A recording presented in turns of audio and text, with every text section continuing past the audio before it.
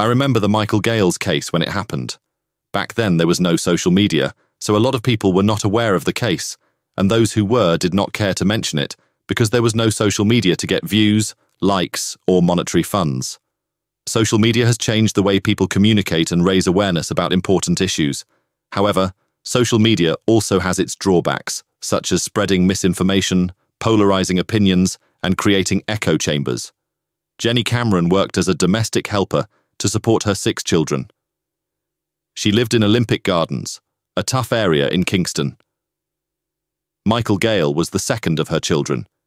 He suffered from depression and sometimes did not take his medication.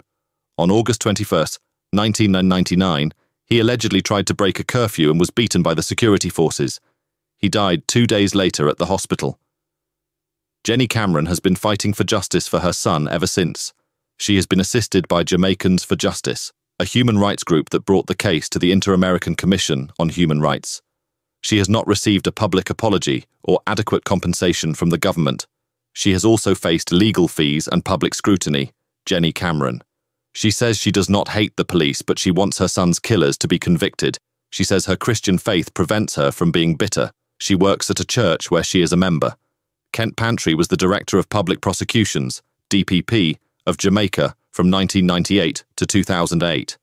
He was responsible for deciding whether to prosecute anyone for criminal offences. He ruled that no one was criminally responsible for Mr. Gayle's death, meaning that he did not find enough evidence to charge anyone with murder or manslaughter. A.J. Nicholson was the Attorney General of Jamaica from 2001 to 2007. He was the chief legal advisor to the government and represented the state in legal matters. He defended the decision of the DPP and said that the government had already apologized to Mr. Gayle's family and paid them compensation. He also said that government interference in the DPP's decision would be problematic, meaning that it would cause trouble or controversy. The government of Jamaica offered Mr. Gayle's family $1 million Jamaican dollars in December 2004 as a settlement for the case.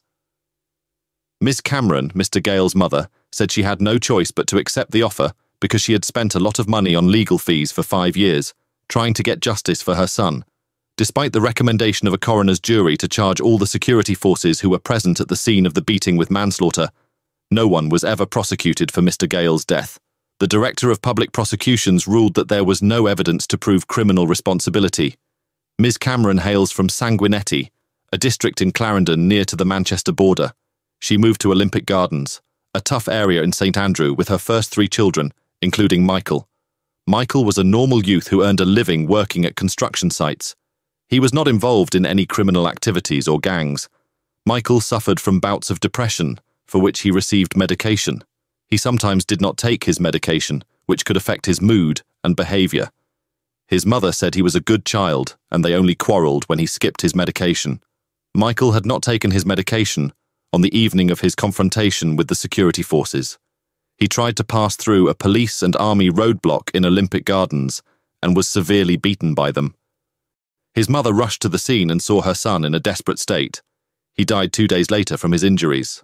Fast forward to December 6, 2023, Michael Gayle's mother meets tragic end. The Halfway Tree police are probing the fatal shooting of 74-year-old Jenny Cameron, mother of Michael Gayle, the young man who was beaten to death by members of the security forces in 1999.